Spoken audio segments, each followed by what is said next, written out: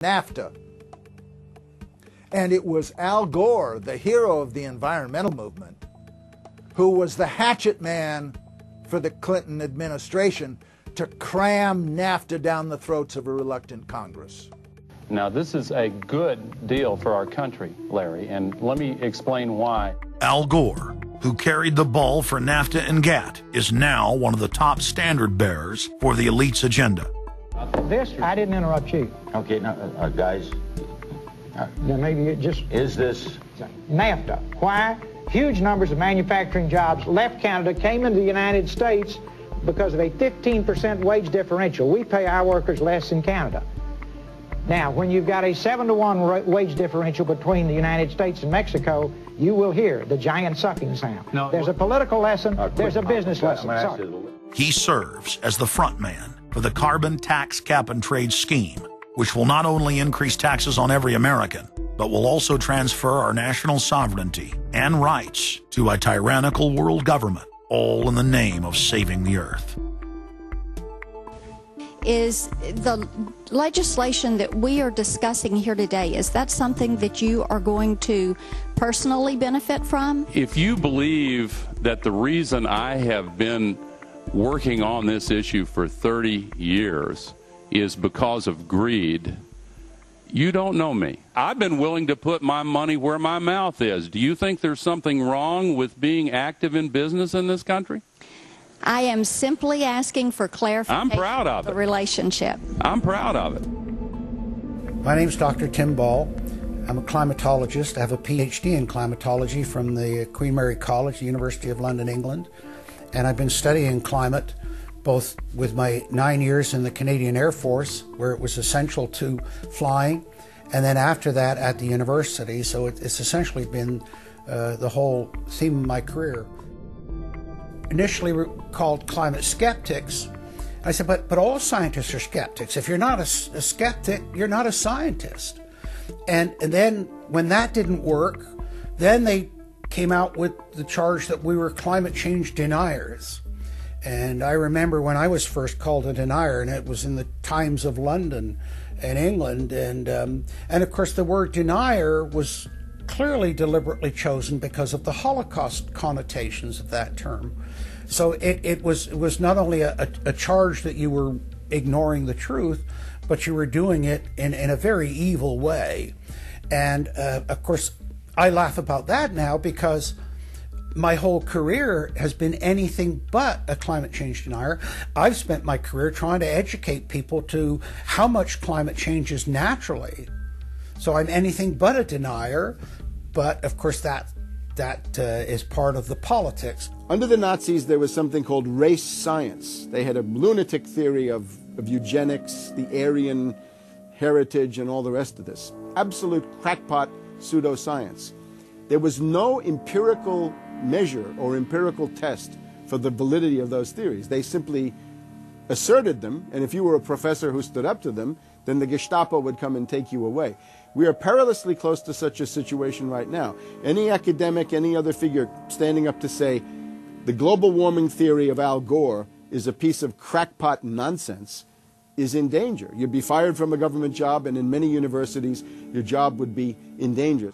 And of course, it's also part of what's called ad hominem, that if you can't defeat the person's argument rationally, you start attacking the person. And we see that with these terms, and we see it with Al Gore calling them flat earthers. Congressman, you began by denying that there is a consensus on the science.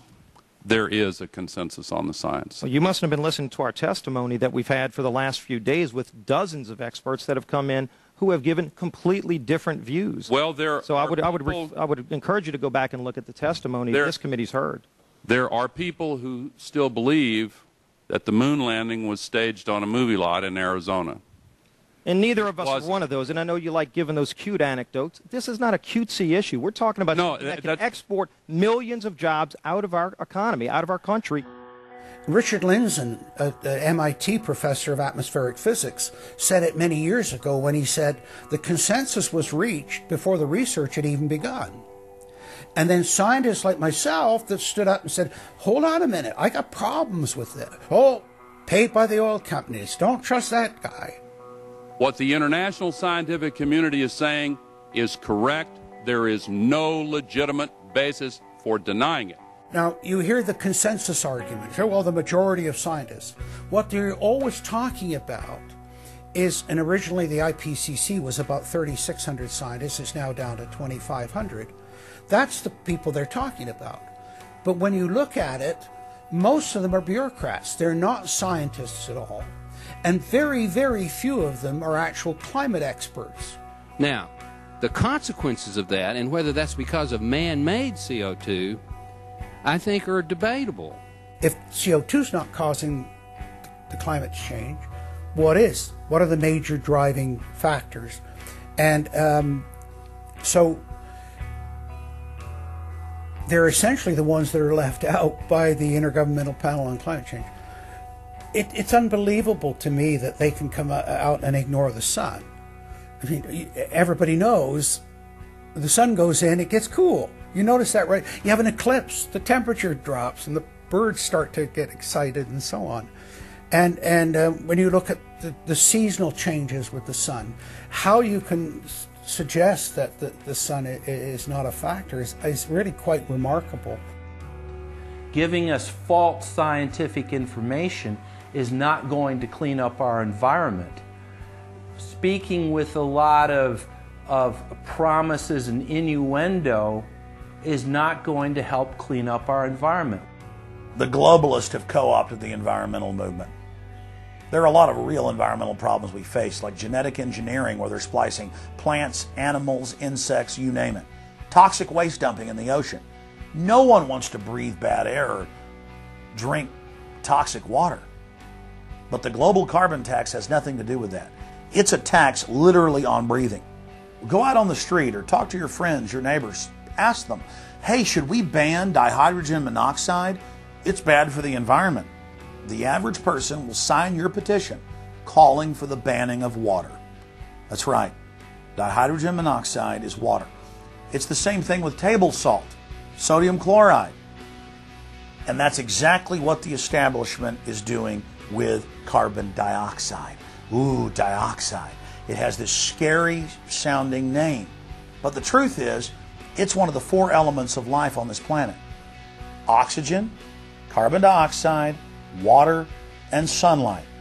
And if the establishment can tax and list as a toxic waste one of those basic 4 building blocks of life, carbon dioxide, they can regulate and control every facet of our lives and shut down any businesses that aren't part of their New World Order. The idea that carbon is a pollutant is essentially a way of saying that humanity is a disease or a cancer that ought to be wiped out. Genocide. People have argued in this environmental coterie around Obama, around Holdren, the theoretician of de-development, who is now the science advisor of the White House, really the anti-science advisor. They've argued that babies are carbon monsters, carbon machines, and that every time you breathe out carbon dioxide, you're part of the pollution of the planet. This is an absolutely anti-human doctrine. They use the environmental movement to promote their real agenda, which is globalization and federalization and power. The advisor to Gordon Brown wants to exterminate 1/2 of the population of the British Isles. Now that's something Hitler might have tried to do, or Stalin. They didn't succeed. Will Gordon Brown do it? You can read this in the statements of these lunatics, radical environmentalists, fanatical Malthusians, tree huggers, whatever you want to call them. This is an ideology of genocide which can be documented exhaustively, ad nauseum, out of their own statements. When Gore said the science is settled, that raised red flags amongst the media, and then also amongst a lot of other people that sort of knew that that wasn't true, other scientists, and started to look at it. And of course, the more they looked at it, the more they realized, no, science is never settled. What is coming down now is environmentalism, is nothing but phony science. Nothing but phony science. And if we really believe in the environment, if we really believe in freedom, if we really believe in truth, we need to get some straight answers. Now, the Kyoto Agreement, of course, was reached in the